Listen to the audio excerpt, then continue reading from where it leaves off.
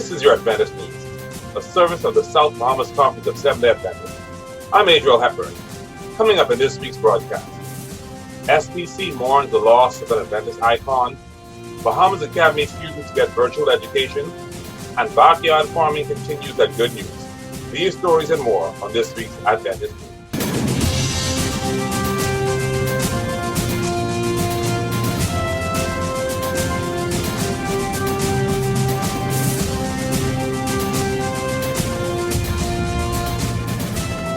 The Seventh-day Adventist Church in the North and South Bahamas mourns the passing of an icon of the faith, Dr. Hugh A. Roach.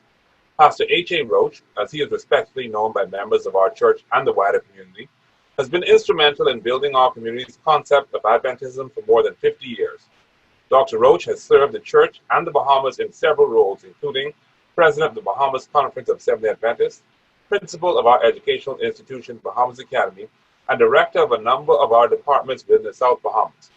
He has served his country in various capacities, including chaplain to the House of Assembly and the Senate, and has served on numerous civic boards and committees. Left to carry on his legacy is his dear wife, Olga Roach, children Hubert and Opal Roach, along with their families and numerous other family members and friends.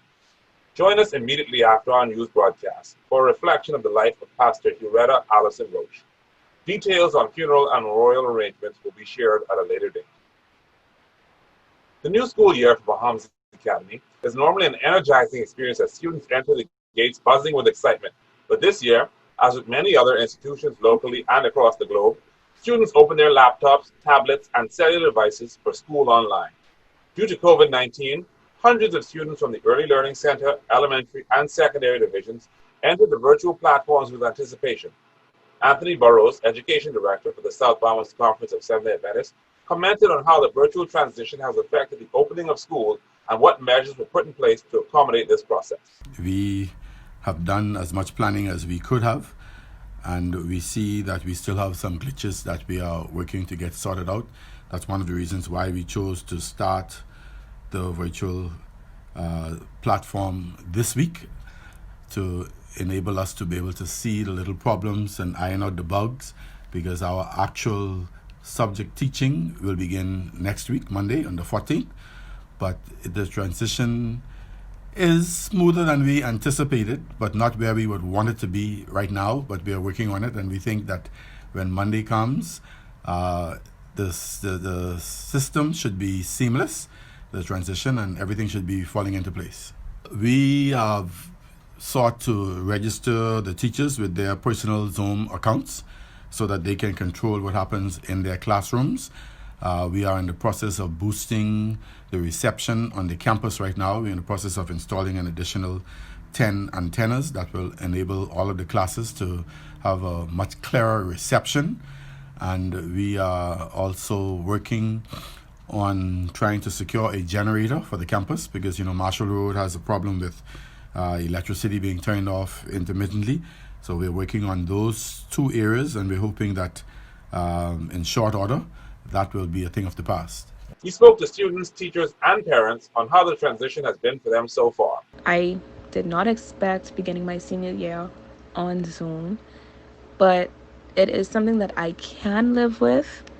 It's different in a way because we would normally have that first day of school excitement, but we barely got that because we just got out of bed, got ready, and sat down in a chair.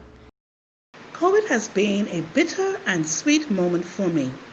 The bitter part is that when the physical school canceled, I was forced into teaching online classes that I knew nothing about. But I kept practicing, and as I continued to practice, I learned how to use the platform.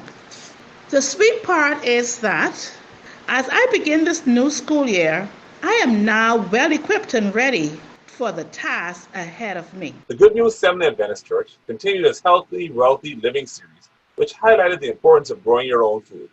The session was held on Zoom, featured guest presenter Dr. Selma Halber, horticulturalist and owner of Field to Fork.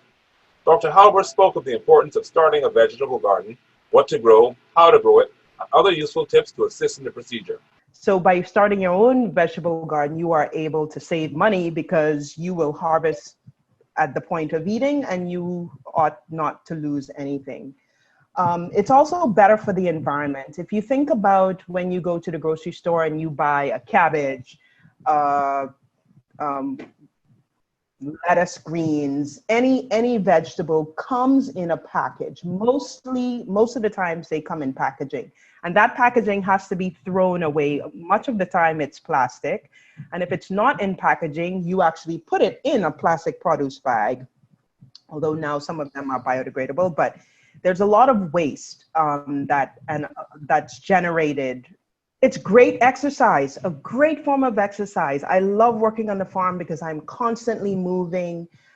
It feels good to be outside breathing in the fresh air. By starting a backyard garden, you will definitely be moving more if you're not very active already. You need to choose a site that receives 8 to 10 hours of direct sunlight. Absolute minimum of 6 hours of direct sunlight. Many of these vegetables are very high performing. They need lots of energy, lots of light in order to produce fruit. Choose a place that does not flood. As you can see, my yard is practically sand, and most of the places here in the Bahamas will be quite sandy. Beets, scallions, carrots, peppers, spinach, bush beans, eggplant, lettuce, all of these vegetables, it's possible for you to grow at this time.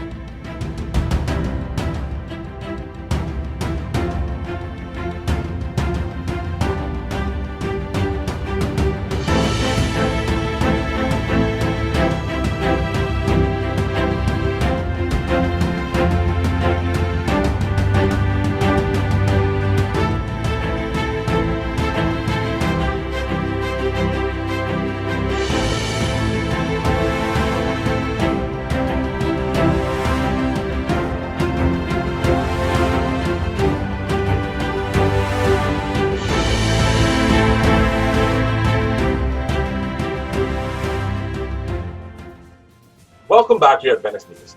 Coming up in the South Bahamas Conference, the Health Department of the Atlantic Caribbean Union, in conjunction with the South Bahamas Conference, will be hosting Health Week 2020, commencing this week under the theme, The True Foundation of Health. The events are set to begin this Sabbath with a virtual divine worship service with guest speaker Dr. Angela Brower, Health Ministries Director of the North American Division of Seventh-day Adventist. Following the divine worship service, a panel discussion will be held under the caption, The Whole You, at 6 p.m. via Zoom. Throughout this week, there will be a number of local and international Adventist health professionals on hand to provide information on a variety of topics such as hydrotherapy, massage therapy, herbal remedies, nutrition, and cooking demos, and more. Pathfinder Day will be held on Saturday, September 19th, as the Seventh-day Adventist World Church celebrates its 70th anniversary. In the morning, local clubs will lead divine worship services in their local churches. In the afternoon, a joint virtual Pathfinder Congressory hosted by the Atlantic Caribbean Union with Pathfinders from across the 4 conferences will be held at 6 p.m. At the climax of the Health Week held by the South Bahamas Conference, they're encouraging us to get moving.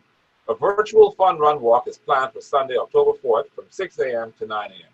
It promises to be an exciting new experience to get us all on track. Ladies, it's time to have some fun in the kitchen. The Women's Ministries Department of the South Bahamas Conference, through its Garden Shoes initiative, will hold a banana bread baking tutorial via Zoom on Sunday, September 28th. After the cooking session, the ladies will be invited to share the loaf they have baked with someone else. All women and gems are invited to get their cooking skills, utensils, and ingredients ready as they prepare to care and share.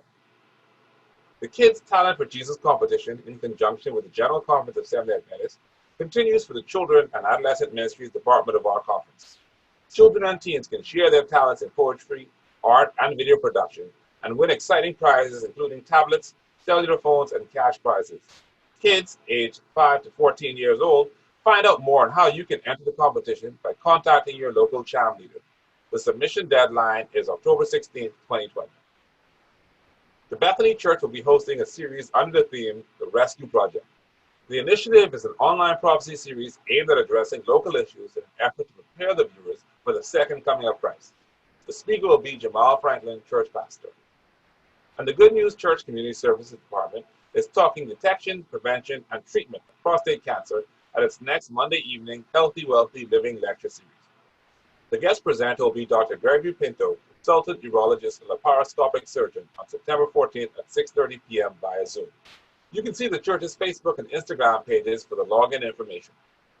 For more information on these events, please visit our conference website at southbahamasconference.org, where you can view our news update along with other programming from our cable channel ATV 658, read the weekly logos, and the Adventist page publication from the Nassau Guardian.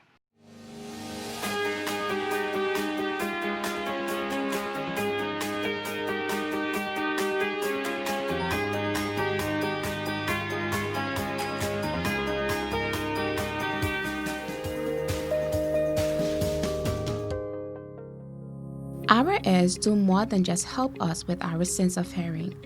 It also plays a major role in helping us with balance, standing still, walking, running, etc.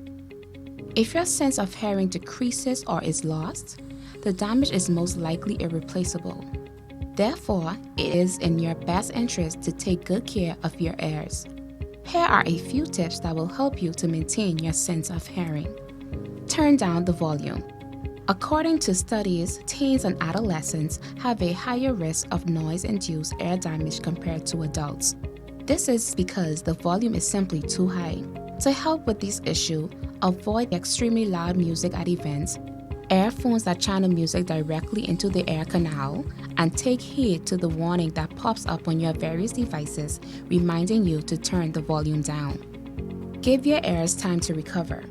If you are exposed to loud noises for a prolonged period of time, like at a concert, your ears need time to recover. If you can, step outside for 5 minutes every so often in order to let them rest. Researchers have found that your ears need an average of 16 hours of quiet to recover from one loud night out. Avoid using Q-tips. Ear wax plays a significant role in maintaining your sense of hearing. Its purpose is to trap harmful particles and dust to stop them from entering your ear canal. Using Q-tips in your ear can damage your eardrum if inserted too deeply. Also, while it may remove some of the wax from your ear, most of it is pushed into your ear and can block the path. Listen. It is extremely important that you pay keen attention to what you allow to enter your mind. Philippians 4:8 says, "Finally, brethren, whatsoever things are true, whatsoever things are honest, whatsoever things are just, whatsoever things are pure, whatsoever things are lovely, whatsoever things are of good report. If there be any virtue, and if there be any praise, think of these things." This has been Tanya Nomafo with your health tip courtesy of Adventist Television. And remember, God wants us to prosper and be in good health.